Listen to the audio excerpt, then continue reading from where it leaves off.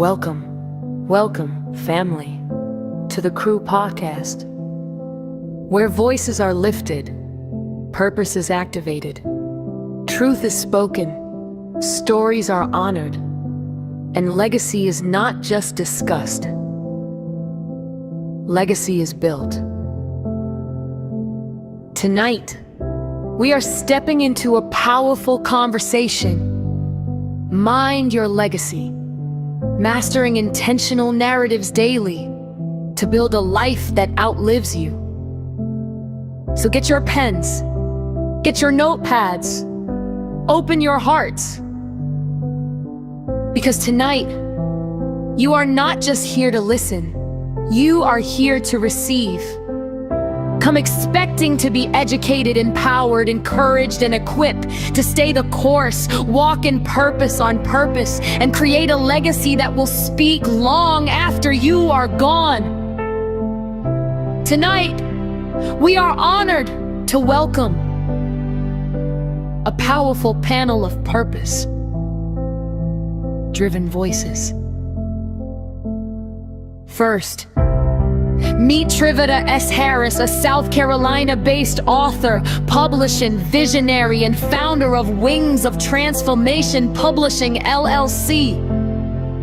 She is a woman of faith, resilience, and transformation, actively serving her community through women's empowerment events, faith-based anthologies, and platforms that remind others that their story still has wings.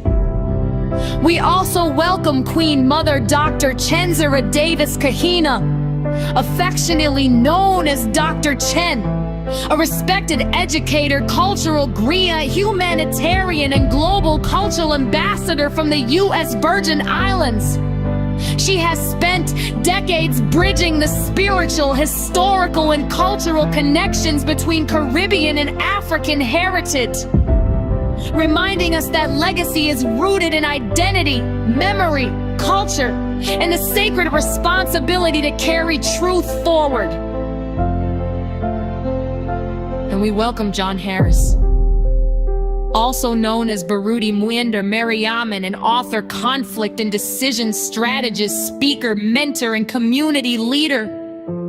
His work focuses on transformational leadership, interpersonal growth mentorship, and helping people make wise decisions under pressure while becoming leaders who build, heal, and guide.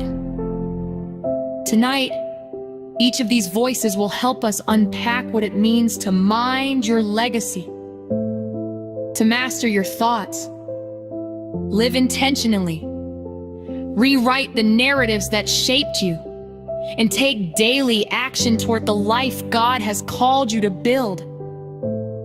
Because legacy is not just what we leave behind. Legacy is what we choose every day.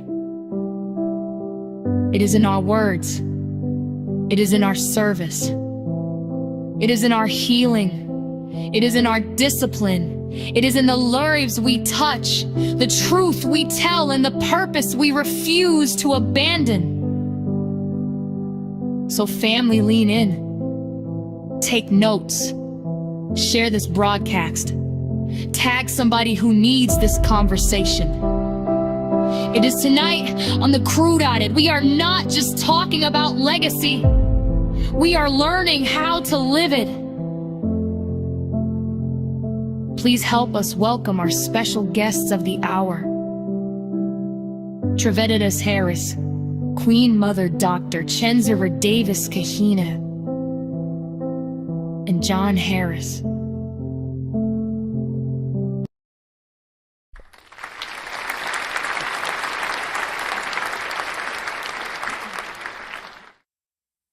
Well, hello, and welcome to part two. Yes, this is part two. We are continuing the conversation from a month ago. We was here a month ago. Wow. And I am excited. I'm excited to have these amazing individuals back in the building tonight. And I know you heard a little bit about them. I know I couldn't do them justice. So we're going to allow them to share a little bit about themselves. So we're going to start with Chavita, then we're going to go to Mr. John, and then we're going to go to Mother Queen, Dr. Shazira. Okay. Well, as the opening said, I am a mother, a grandmother, a author, a publisher of Wings of Transformation Publishing.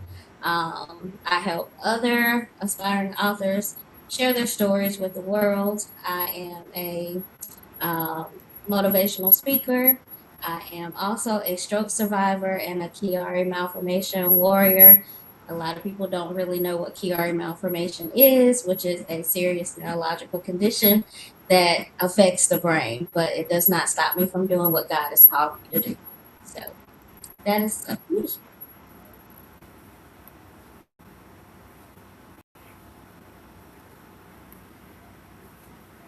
Mr. John? Greetings, everyone. First, Angela, it's really an honor and a privilege to be back with you all this month. And thank you so much for having me back. I really enjoyed our first conversation, and I've continued thinking about a lot of what came from it. For those who may not have been with us on the previous show, my name is John Harris. I'm also known as Baruti Mwende Mariaman, and I'm an author, a leadership strategist, a speaker, and the founder of Mastering Your Moments. At the center of my work is a pretty simple question.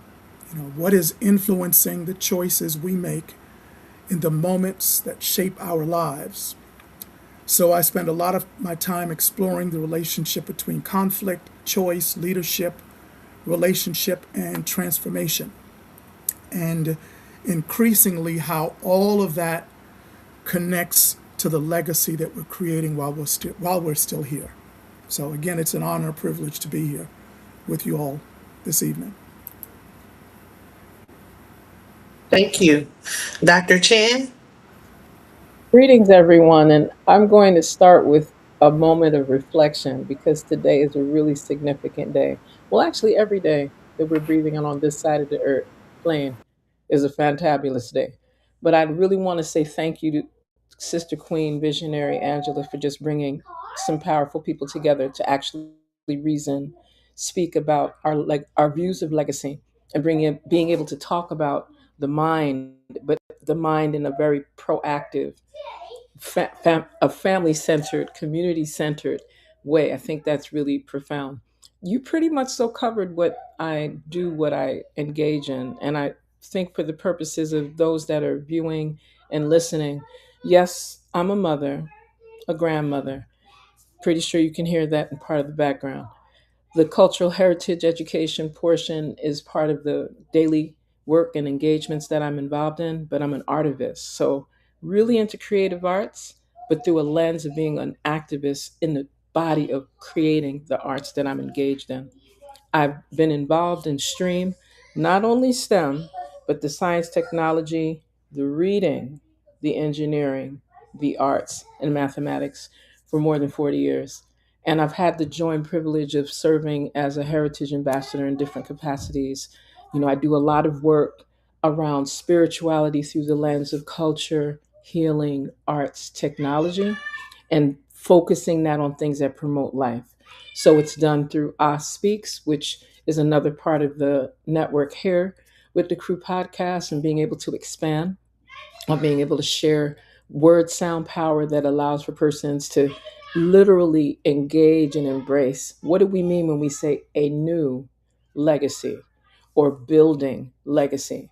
And what does legacy mean? Is it temporal? Is it only physical and tangible? Or is it something connected to spirit that allows for us to really honor the creative infinite source by all of the venerated names that we use? So I'm really grateful to be here, and I'm looking forward to the conversation and how we exchange as we have in the past.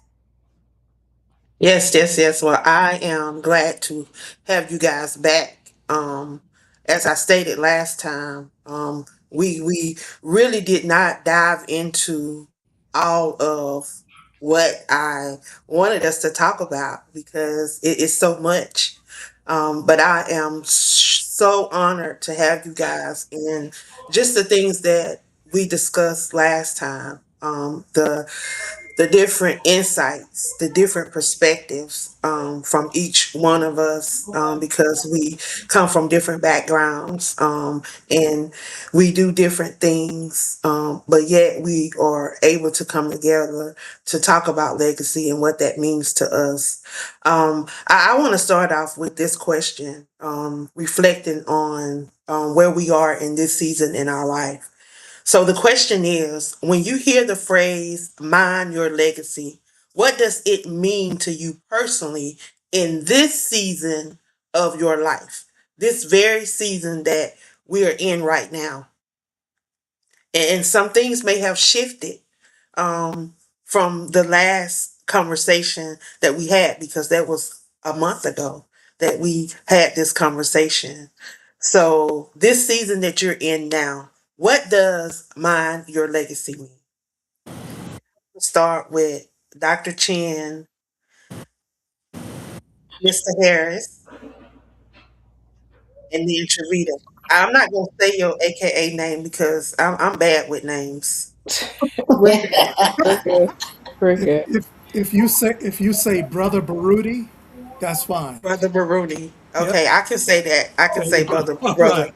Baruni. I can say that. All right. Okay. Well, but So I we're want. gonna start with Mhm. Dr. Chin Okay. and then Brother Baruni and then Travita. Okay. We're gonna. That's a very powerful question because when you say how do we perceive legacy in this season, this is a season we're moving out of summer, coming into the autumn season. It's a time of renewal in many respects, but it's also a time of rest. So when I think of legacy in the season that I'm in now, and it's actually on the eve, I have maybe 3 more weeks before I get to celebrate another Earth Strong, another birthday. And I'm giving thanks for that. And so I'm in a space where I celebrate the month before, the day of, and the month after intentionally. And I make sure that I'm doing things that allow for my family, my spiritual family, in addition to my biological family, because I have a very extended spiritual family that I fellowship with. So this is a time where legacy for me becomes, again, part of that fusion of how we look at things that are cultural, but through the lens of culture as a spiritual space, culture that supports heritage engagement, uh, the technology. We talk a lot about AI, but we tend to focus on artificial intelligence, and we oftentimes overlook what preceded that, which is ancestral intelligence. And some people like to say it's a 20th century concept, but this is something that is really millennia upon millennia old. So when I hear and think of where I sit in this season, on how legacy is empowered or expanded in that regard, it's going to come from a place of me, one, giving thanks for where I sit in this earth plane at this particular point, with a very clear vision of what are the things that my children will get to be able to expand on? What are the things that my children's children can expand on? Who are in my case, the students, the clients, my colleagues that I can work with and influence in a positive way? And how are we able to share our spiritual gifts, share our intellectual gifts, share our ancestral gifts in this season, moving into the next season, and hopefully being able to get beyond what people get twisted about with things that happen astronomically, looking at it only through an astrological space. But I look at seasons as a time for birth, renewal, growth, rest, all at the same time with concentric space and engagement. So legacy for me becomes more than just my economic circumstances and condition. It becomes more than the physical space or geographic space that I reside in and sit. I'm looking at how do we really help ourselves to be more expansive and more elevated for our families, our communities, our societies, humanity, and beyond. I think very expansive. I hope that I covered part of what you asked me. Ooh, Well, thank you for sharing, Brother silence. Bruni. Mute, mute, Oh, mute. you're on mute. He got real excited. Well, no, I try to listen intentionally, and rather than possibly create an interruption, so I'll mute. But that was phenomenal, Queen Mother. I can relate to a whole lot of what you shared there. For me, in this season of my life, I perceive legacy less as something I will eventually leave behind and more as something I'm really, truly, actively creating right now. I've reached a point where, I'm thinking very differently about time, about purpose, and about impact. And I'm asking myself not simply what will people remember about me, will they, so whether they remember me as John or they remember me as Baruti, it won't matter. But what am I actually building? What am I teaching? What am I modeling and placing into other people that can continue to create value beyond my presence? So, legacy for me has become very present tense, so it's in how I strive to continuously show up for my family. It's in how I lead, it's in the ideas I develop, it's in the people I encourage, it's in the work that I'm building through mastering your moments, and it's in whether the lessons that I've gained through my own experiences can become useful to somebody else. I'm also becoming less concerned, with whether my name remains attached to everything. I want the work to matter. I want the good to continue. There are some things that I don't know, one of which is what will be my level of consciousness about everything that's going on around me when I'm no longer here. And so for me, the work is everything. And I want the good that's attached to the work to continue. And that's really how I perceive legacy in this season. Legacy is, it's not simply what I'm going to leave behind someday. It's what I'm creating right now through the moments that we live, through the choices that I make, and the impact that myself and other great minds like the ones that are on here today, the impact that we have on others.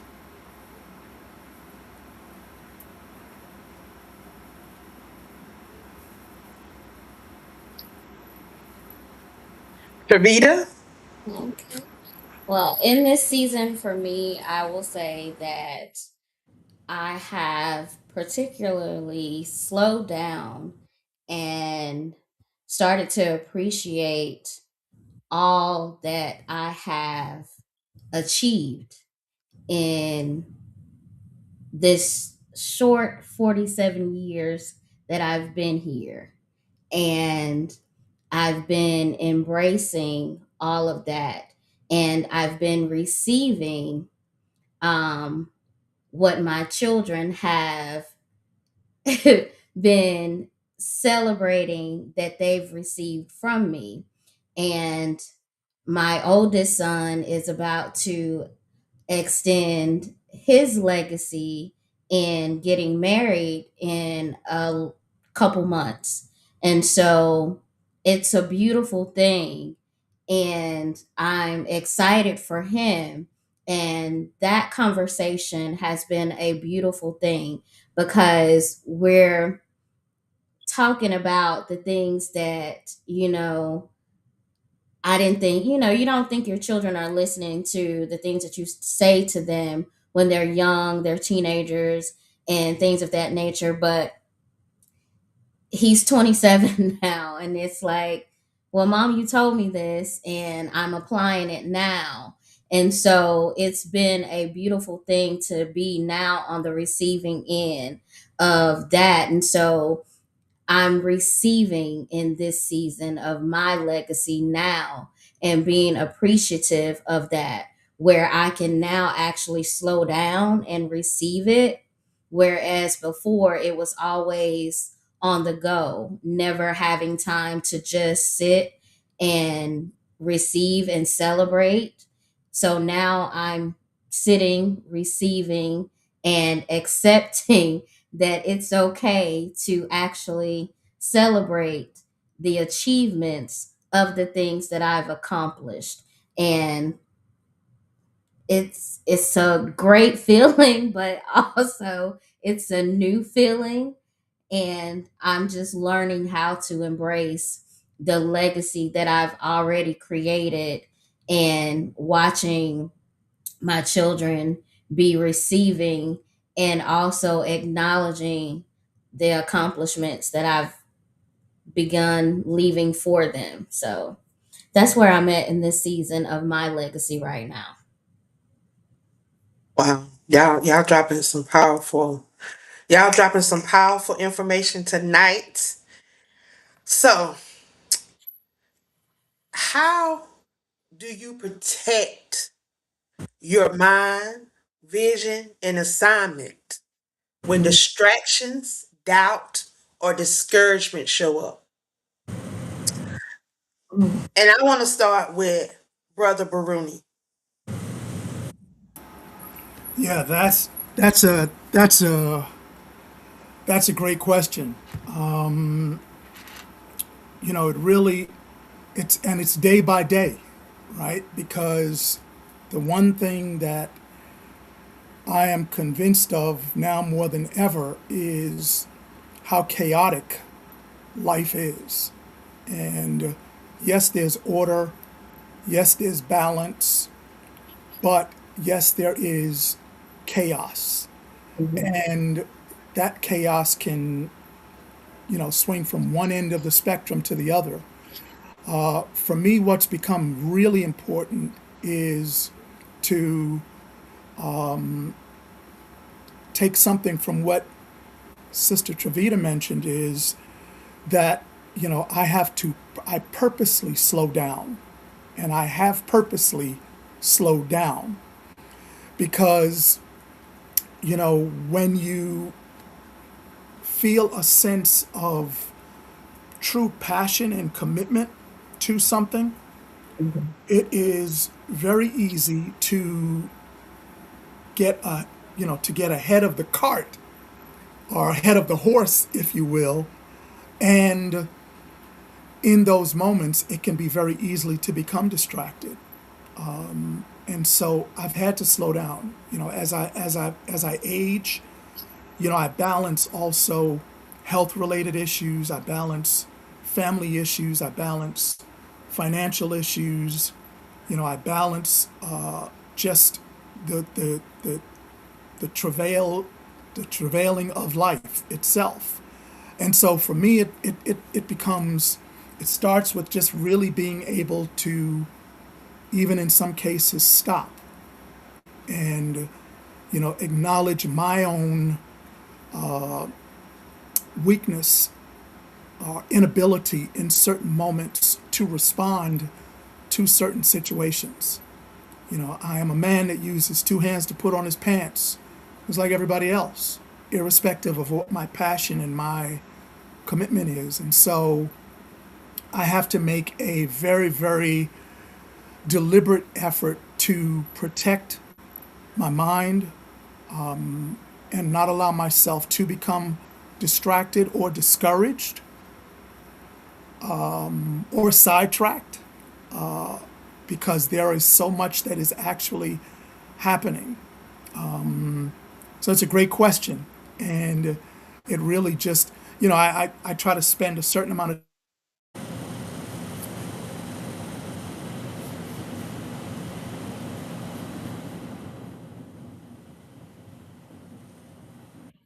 Uh-oh. I think he may have froze up. Yeah. There we go. Am I back? Yeah. Okay. Yeah. Yeah.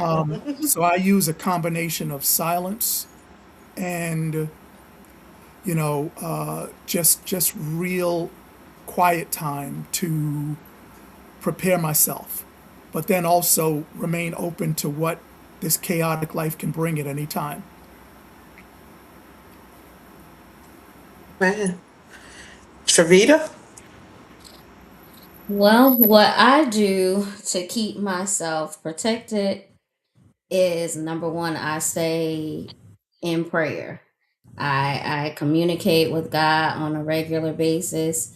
I make sure that I limit myself on being distracted through social media because I limit the foolishness. I don't entertain the drama.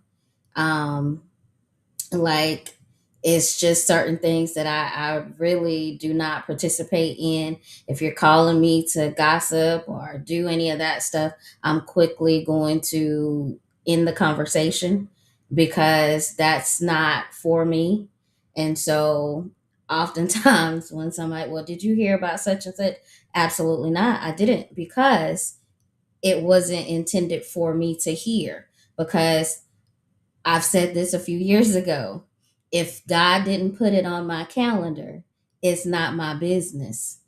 So if it's not, God didn't put it on there, it's not for me to know. So that has kept me focused on where I'm supposed to be going, what I'm supposed to be doing. So if it's not aligned with what God has told me to do,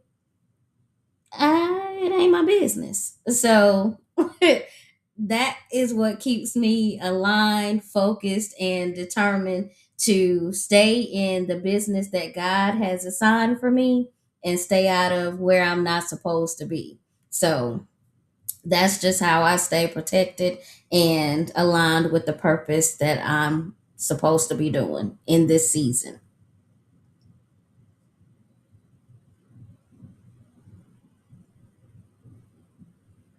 Dr. Chin?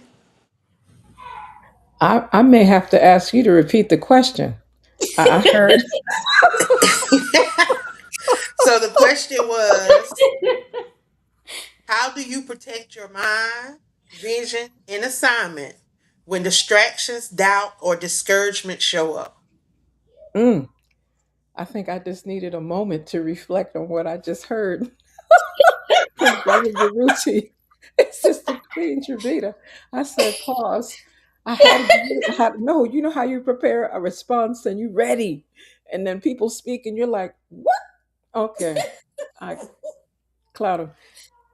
I have to say it comes from a space of staying in that realm of perpetual prayer, meditation, personal reflection, and a spiritual grounding. So, one of the first things I tend to do, and I do it frequently, is yes, I pray, but I don't just pray in English because sometimes it's in other languages and through more ancestral scriptural texts in those original languages or more original languages that I can at least speak to and know what I'm saying. That it gives me the rhythm. Um, Sometimes I sing, and I will sing prayers in a way that helps me to remember that I need to be balanced, that I need to restore harmony in my body, mind, soul, spirit, and consciousness, like all the time. And I do my best not to just stick in my brain matter mind, but go into my spiritual soul self mind. So when distractions do come up, that I'm not just being reactive, that I can actually, reflect. Do I need to respond?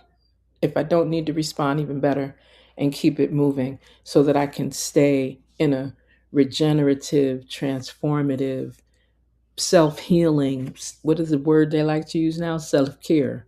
Everybody likes to talk about self care. Self care is a really nice 21st century phrase for what our parents, grandparents encouraged us to do a long time ago. Don't go to rest with anger on your head. If you have a difference with somebody, clear it up before you go into the rest state, because you don't know if you're going to wake up. Before you go to rest, say those words of praise, words of thanks for you being present and being able to rest, hopefully in a clean bed with running water and utilities to keep you with a certain amount of comfort. And even if you don't have those things, still give thanks for life. Right. So for me, and maybe because of just some of that upbringing, being around parents that one lived real long, one didn't, but the spiritual energy of how they raised my brothers and I really grounded that kind of vibration and spirit inside of my soul space. And not just because of being an ordained minister is it that we got it on lock. No, it means that we have to even be more responsible and more accountable, because we're not just focusing on self, but we've been granted the privilege to be able to serve others and to keep them in that same space and light of honoring infinite source. So for some, they'll say God, they'll say Jehovah, they'll say Yahweh, some say Oludumare, some say Netera, Allah. We've got some names. And if we were to just hone in a little bit tighter collectively, I sense that what I'm doing to stay balanced, because people tend to ask me that frequently because there's a lot of chaos. I really appreciate what Brother Baruti shared, because just like we speak of harmony and balance and all of that, there's an opposite. Like the term I use is ma'at, is what is part of the system that I practice. And ma'at is truth, justice, order, reciprocity, balance, divine righteousness, and harmony. It says all of that in 4 letters, and technically 2 without vowels, right? But the opposite of that principle is what keeps me from taking on those distractions, because those distractions, there's a term for them too. Isfet, and it's chaos, it's disorder, it's imbalance, it's lack of righteousness, right? So I do my best to say in the morning what I will do, and before I go to rest, what I have not done. Right. So and there's ways of prayer. Some people use the 10 commandments. Some people get really engaged and do the 256 odus. Some people remember the 640 Mosaic laws. I think that's powerful. I can handle the 42 laws of Ma'at, or admonitions of Ma'at, so that we can speak of what I will not do in the morning and do our best to live in that accord. So I don't get twisted by distractions. I don't get overwhelmed by transitions that are not my charge. I love how Sister Queen Tribute, it's if it's not on my, if God did not put it on my count, I'm going to use that one. I'm going to use that. Just trust and believe you will be quoted, because that's a powerful place to kind of land my response for that question, Sister Queen Visionary Angela, that I do my best to stay in Ma'at first and minimize conflict by minimizing contact, which is something I learned from an elder, Nellie Fuller, a long time ago. Wow. Well, y'all all have dropped some amazing nuggets and just hearing your perspective. So the next question is, what is one lesson you have learned the hard way that you now use to help, teach, or encourage others? And I want to start with Travita. Mm. One lesson that I learned the hard way is not speaking up for myself immediately. when I knew what was the right thing in the moment by certain situations that have, like, okay, I'll say it this way. When I knew I was right, but because of elders sometimes, they would always say, well, I'm the elder, do as I say. And I knew that they were wrong. And they were wrong. And I had to learn that just because you're the elder did not make you right. And so I learned that lesson the hard way. And so when I had my children, that was a lesson that I had to actually break within myself, so that when I had my children, they were able to come to me when I said or I did something that hurt them. So they were able to come and say, hey, mom, what you said, what you did hurt me. And we were able to fix those things and not have those conflicts, to where they were freely to discuss what was hurting them, and we were able to build from that. And that was a hard lesson to learn, because growing up, it was always, I'm the adult, you're the child, you can't tell me that I've done or I said something that was wrong to you. But it was a hard lesson to learn then, but as I got older and I had my children, it was a generational curse that I broke in my home for my children, to where it was, if it hurts you, tell me so that I can fix it, because I don't want you growing up thinking that you don't have a right to tell me that I've said or I've done something that hurt you and we can't fix it. And so now on the other end of that, my children will tell me everything, and I had to be like, okay, listen, there's some boundaries here. I don't want to know everything. Like, save some stuff for yourself, you know. But I love the relationship that I have with my children, and I was able to apologize to my children, when I was wrong. And that has created a closeness that I have with my children. And I'm grateful for that. And that has been one of the hardest lessons that I had to learn. But I'm grateful that I learned it and I was able to break it. And my children are free to talk to me about any and everything. But like I said, there was a good and a bad to that, because my children have been able to tell me things that I wish they did not tell me. But I am grateful for the hardness of that lesson that I learned, but I wish I had learned it a lot sooner than I did.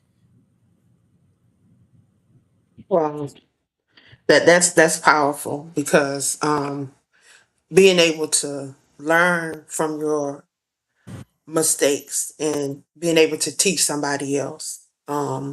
You're able to pour that into your kids, and they'll be able to do the same for their kids.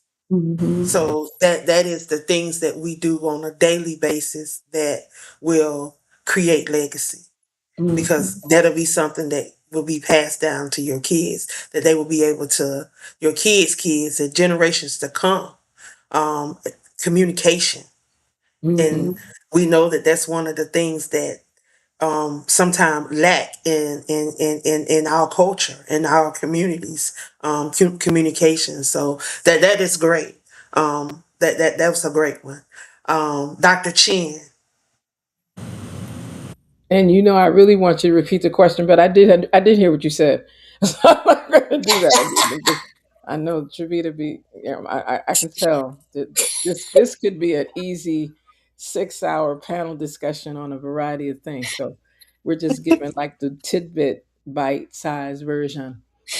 One of the lessons that was a hard lesson for me was recognize I spend a lot of time in different parts of the world, and I had to really learn not to bring like my expectations of how community society operates into other spaces. I'll give a case in point. At one point, I was doing some work, graduate work, and I was living in what was becoming Burkina Faso at a time where it was still Upper Volta in West Africa. And it's not that I thought that I had so much to offer, because again, I was still pretty young. I was in my 20s. And I thought at the time that by my by my example and my earnest engagement and wanting to help people and contribute to the community and be able to work with their children and work with their women. I was doing a lot of work around health and midwifery and education.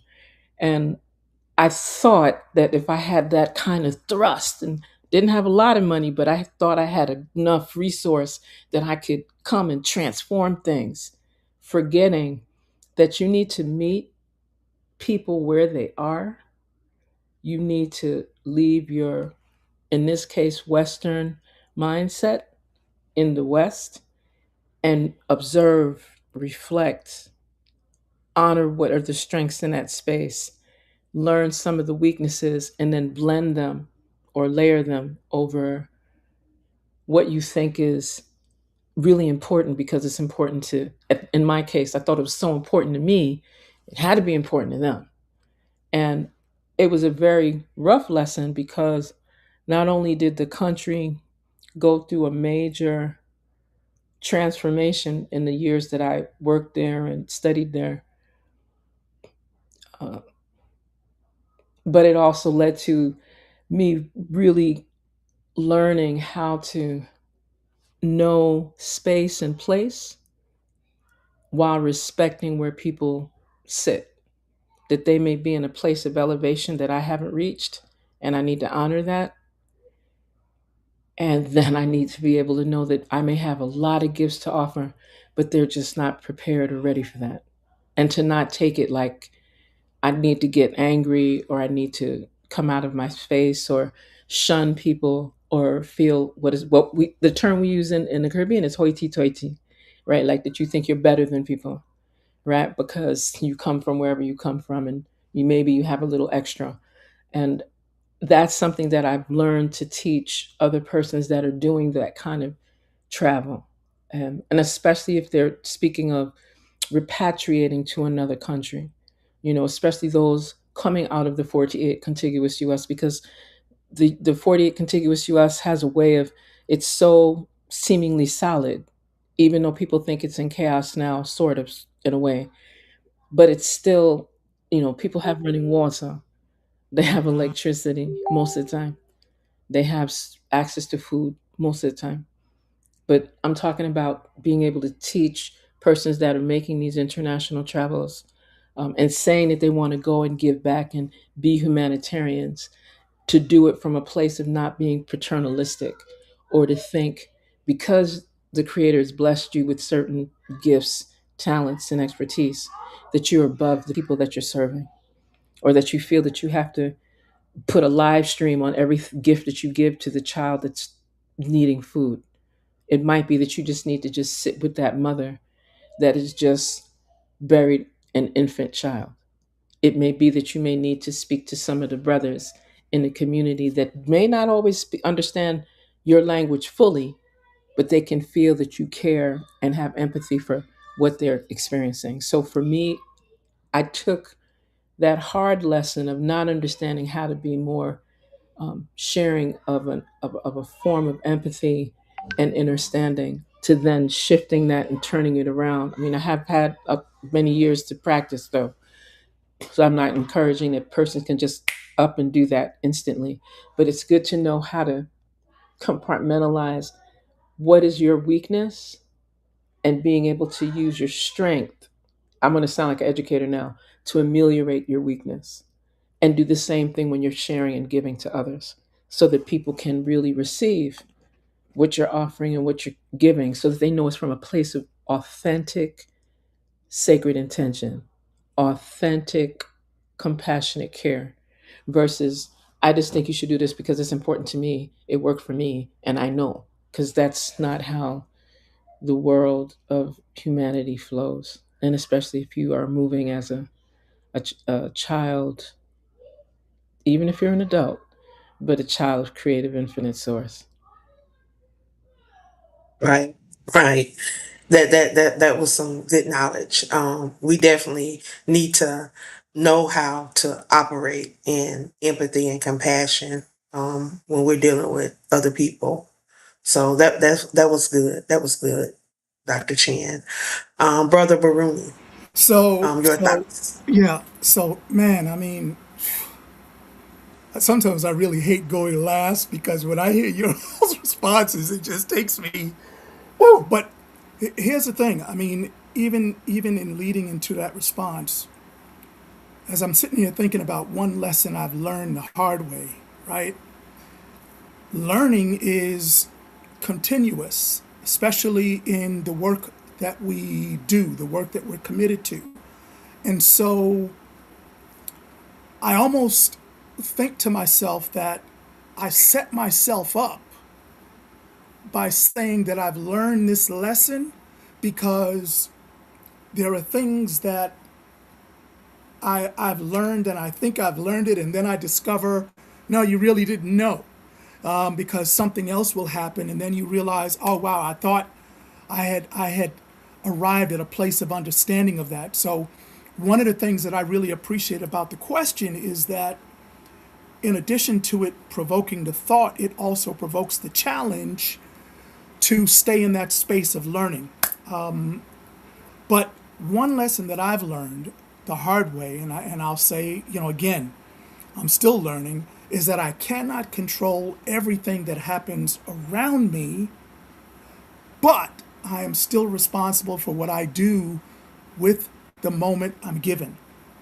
So there have been times in my life when I've spent too much of my energy really focused on what somebody else did, or what should have happened, maybe what wasn't fair or what I wished that I could have changed. And some of those things were absolutely real. I mean, and as Queen Mother mentioned, we could really go off and start thinking about things that have happened in our lives and how they bring us to here today. But anyway, but eventually I had to learn that I could be completely right about what happened to me and still remain stuck because I was waiting for something outside of me to change.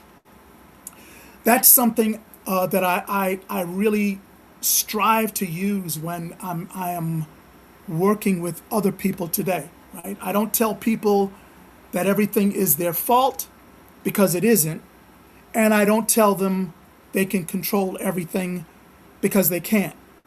And what I try to help them identify is, where is your choice now? Because sometimes the most empowering thing we can discover in a difficult situation is the part that still belongs to us, right? I may not have chosen what happened to me, but I can become more intentional about what happens through me next. And I'll stop right there. Now that is powerful. That is powerful. Now, our time is winding down. Our time is winding down. But what I have one more question, and with this last question, I want you guys to share with the listeners how they can follow you, how they can support you, how they can stay connected with you as you share your answer to this final question. And the final question is, if your legacy could speak for you 50 years from now, what would you want it to say about who you were, what you stood for, and how you served others? I'll repeat it. If your legacy could speak for you 50 years from now, what would you want it to say about who you were, what you stood for, and how you serve others? And I want to start with Dr. Chin. Then we're going to go to Brother Baruni. And then we're going to close out with Trivita.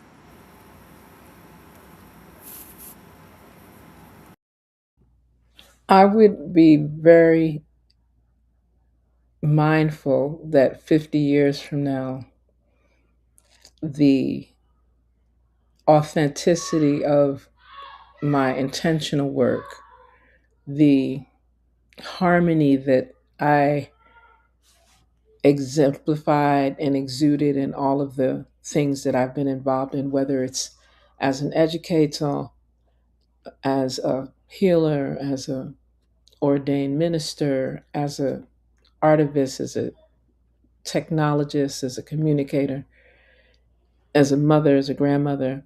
Prayerfully, I'll become a great grandmother and enjoy that too. And that persons would know that the intention was always to create a better earth and community, to ensure that high standards of excellence in all facets of the building blocks of society were at the core of the work that I contributed. That whether my work with in the Caribbean Pan African Network, the Universal Negro Improvement Association, African Communities League, RC 2020 in particular, whether the work that I do within Per Unc, within our Speaks, with partnerships that are regional, global, international, that persons would remember that it was always about building a new legacy and creating a legacy that was sustainable, that it was something that benefited our children, our elders, persons in need, persons that didn't have need, those with wealth, those that are moving through impoverishment. I'm praying that 50 years from now, that even that term poverty is transformed by some of the work that I do, that persons can have safe births and deliveries without it becoming a disease centered experience, that persons would remember she built this institution, she worked with this institution, she collectively and collaboratively financed the development of this economic engagement. She was able to help this particular nation, village, community. We like to say tribes, but more correctly, ethnic villages, right? And that persons would recognize that part of my work has always been about life, inspiration, freedom, and education. And that persons would really recognize that I too am a daughter of the infinite creative source.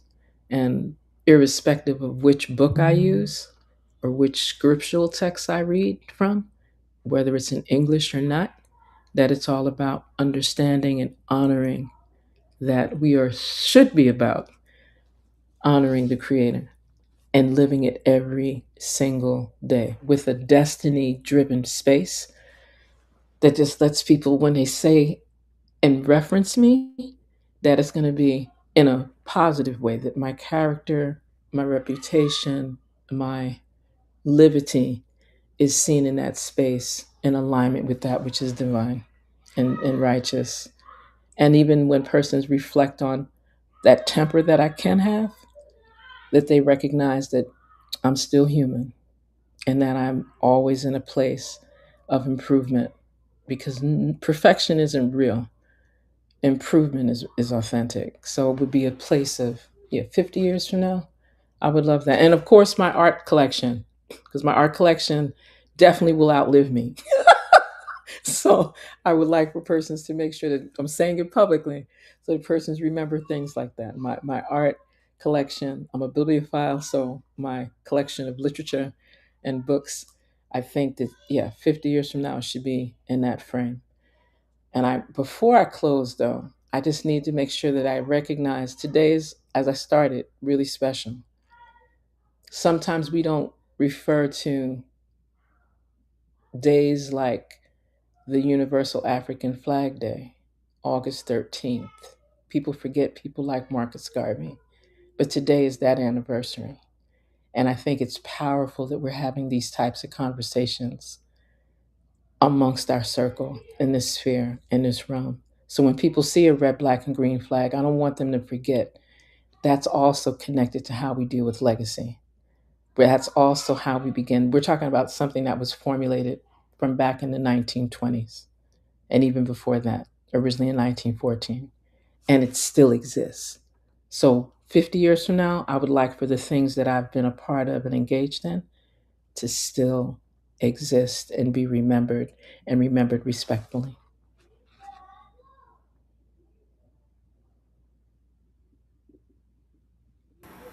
Mr. Burrow.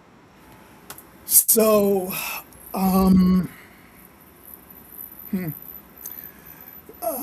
50 years from now, okay, there's going to be, there are so many things to remember about me.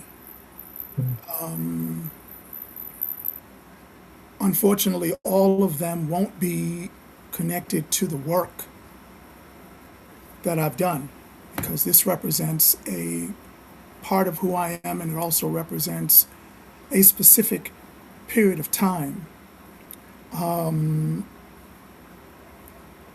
So 50 years from now, I don't necessarily need people, as I mentioned earlier, to remember everything I accomplished or even remember my name.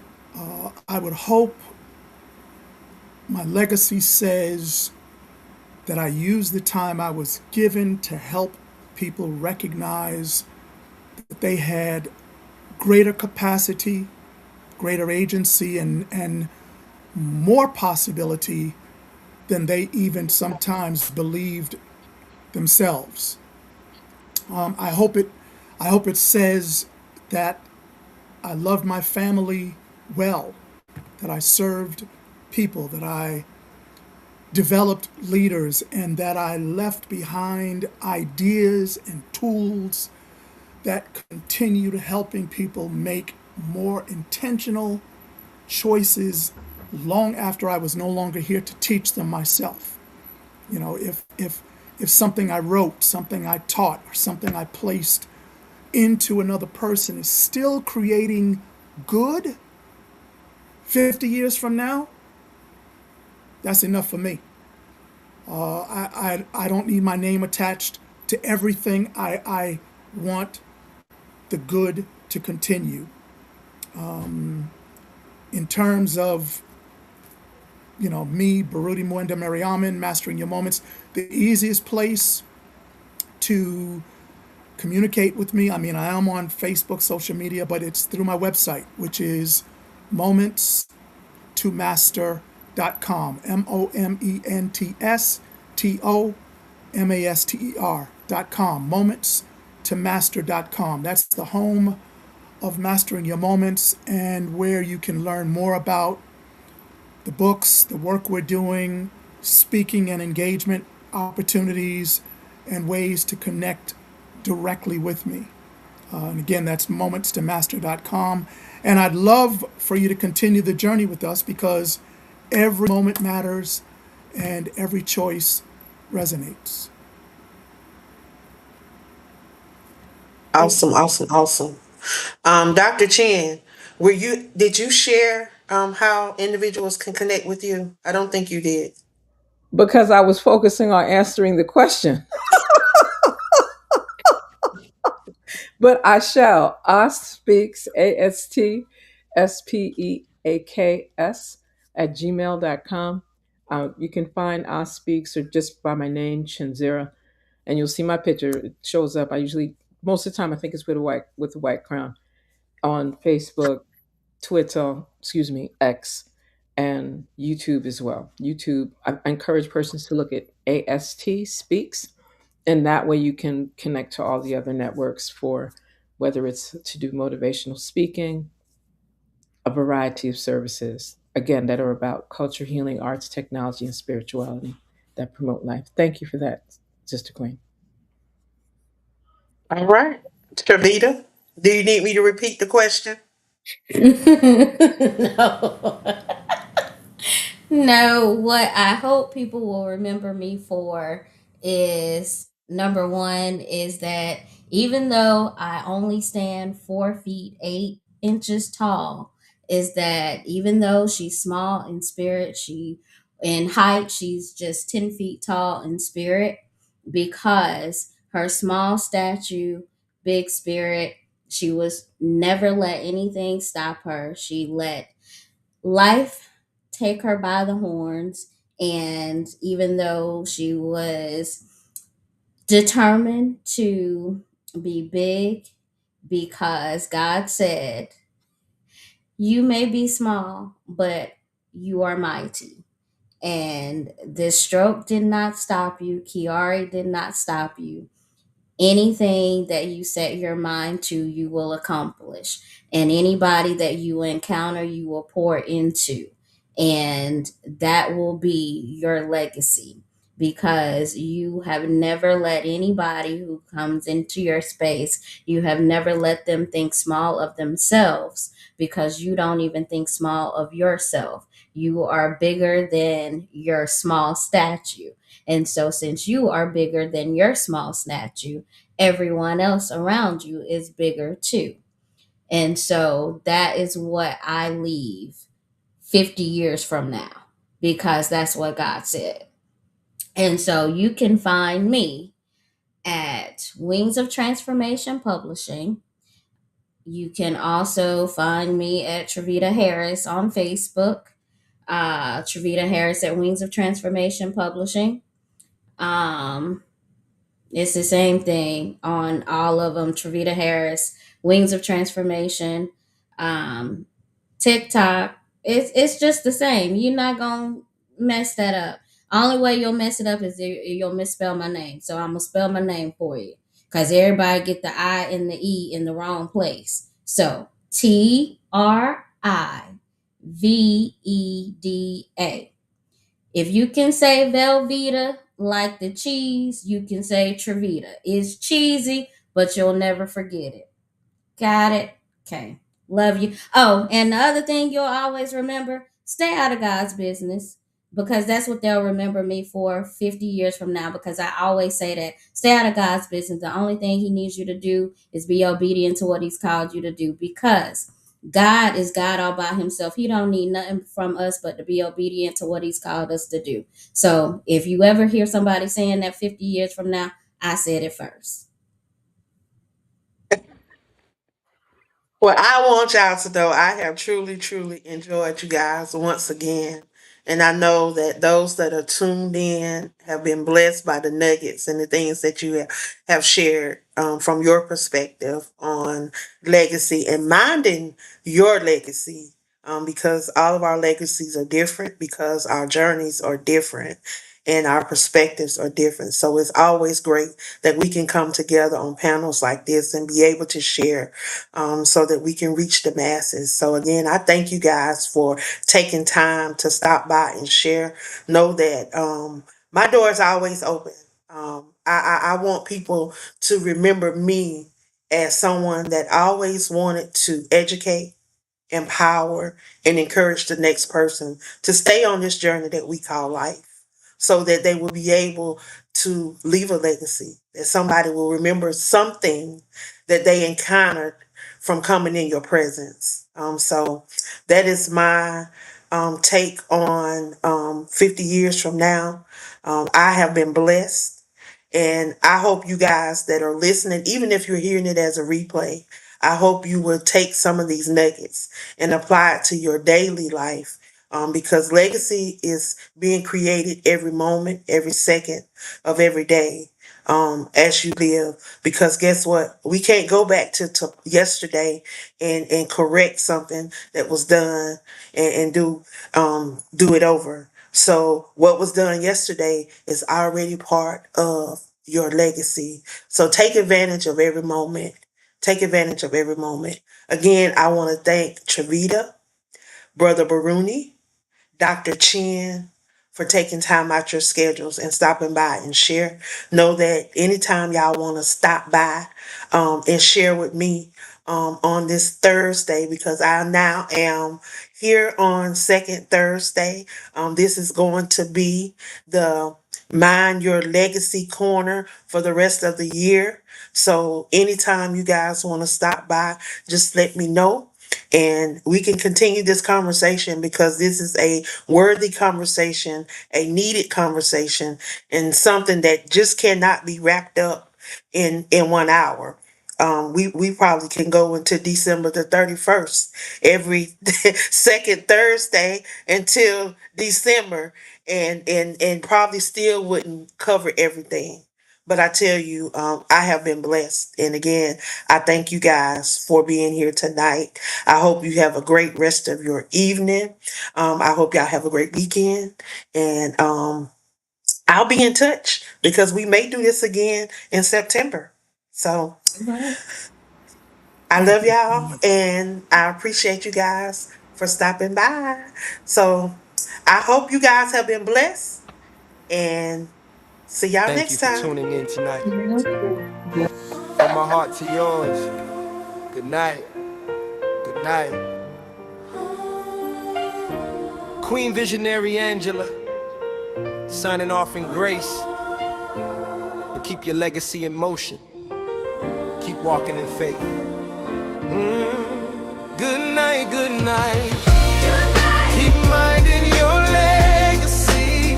Build with love, walk in truth. Be who God called you to be.